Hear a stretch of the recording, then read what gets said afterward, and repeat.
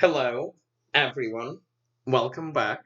Today, I want to show you a way to get a quick attack against London in the main line. So let's go to the main line. G4, G5, Bishop F4, Knight F6. We're going to actually do the old main line, which is Pawn E3.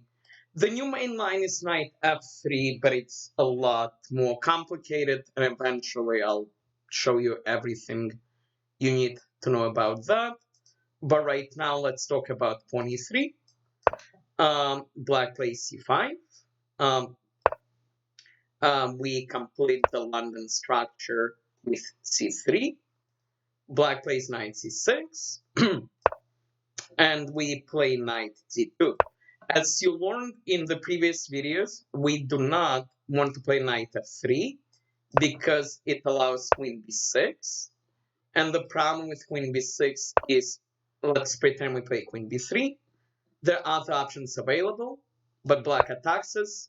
We don't want to take, because if we do, this pawn can run, this rook has a line, and black is doing quite well. So we will go here, but then bishop f5, and we cannot take because this pawn drops and then the rook drops. You can look at my previous videos to get more details, but here we play knight g2 first, and now queen b6 simply does not work because, again, queen b6, queen b3, c4 we drop, bishop f5 we can actually take because this does not win the rook because the rook can move. But back to the main line, so knight g2, and black will play, well, black can play bishop f5, and this takes us to a slightly different world. And I'll talk about that world at a different time, but today I want to talk about the second main move for black in this position on the highest level, which is pawn e6. Pawn e6 is very, very solid. The downside is this bishop cannot mount. So we can continue our development with either knight f3 or bishop d3. So let's say knight f3 first, and I want to look at the bishop e7 line. Black has two choices where to put the bishop. d6 is more common, and we'll talk about that later. But I want to talk about bishop e7. We finish our London setup. Our knights are here, our bishops are here. We have our pyramid. And let's pretend black castles. So now we are going to use the main idea of the London, which is put your knight in the middle of the board, knight e5. And a lot of the time your opponents will take. As you can see, it even happens on the highest level. Taking is still okay. Taking is still okay for black, he's not losing yet. But the downside is his knight is now driven off from defending this pawn. So the knight's best way is knight d7. And here we have a nice attacking option, which is pawn h4. And you will see the point behind pawn h4 in a second. Let's pretend black decides to gain space and play pawn c4, with the idea to bring the knight and bring the knight here and move the pawns. This would actually be a big mistake, and this is the point of h4. Because after c4, we can actually sacrifice on h7. And the logic is we take, black takes, now we bring our queen, king moves, and now we bring our knight. And the logic is we're going to play knight here, and if black tries to stop us, guess what? We're going to play knight here anyway. We're throwing checkmate, and that's why we brought this pawn, because if black takes, which he should, because otherwise he gets mated, we're going to take with a pawn, and we have a queen and a rook pointing in the direction of the king. Black's best move, as you can see, according to the computer, is either rook f5 or taking out pawn. But it's winning after both of them. By the way, our threat is to push the pawn and then checkmate. So let's look at the rook f5 line first, which stops us from pushing our pawn.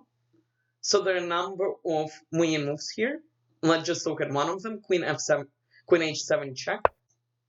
The king has to go either here, either here or here. Both of them are completely winning for us. Let's look at king f8 first. So again, a number of moves win here. The simplest is queen here, threatening this checkmate. And it's virtually impossible to save yourself. Let's pretend black moves the king back, king g8. Now we bring our rook, and we have a checkmate. Black can prolong it. Black can maybe play something like bishop f8, but the problem is now we do this, and we threaten this. Our queen covers this square. Okay, let's go back. Let's pretend he plays after queen h7. Let's pretend he plays king f7. Okay, now we can play g6. If he goes here, he gets checkmated. So boom, boom, checkmate. So he has to go to e8. But now we have a very strong attack. We take this pawn. We're trying to bring the rook. And most interestingly, we can sometimes make a second queen. I'll give you a possible line. Let's pretend knight f8 with the idea to run away. Now we play queen here. We free up this square for the pawn, and we're going to go make a second queen. I'll show you one last line. You can play around with the computer to see what else is possible. I just want to show you really quickly what happens after this. So we get one piece back, bishop g5. We're still down a piece, but we have an incredibly strong attack. Here, let's say queen b6, attacking our pawn. So here, we can play queen h7 check, king moves. And here we're going to slow down a little, we'll castle. We'll defend this pawn, we're getting ready to bring the second rook. And we have a very fun idea of rook h6, taking advantage of the spin coming up. Okay, one thing I want you to take away from this lesson, from this lecture, is this idea that if black takes, we take with a pawn to drive the knight away. And then we're going to play quick h4, and the point of h4 is to be able to bring the knight here. If it's taken, we're going to open our rook and have a very, very strong attack. I hope you enjoyed this video. Please like, please subscribe, and I will be back soon. Thank you.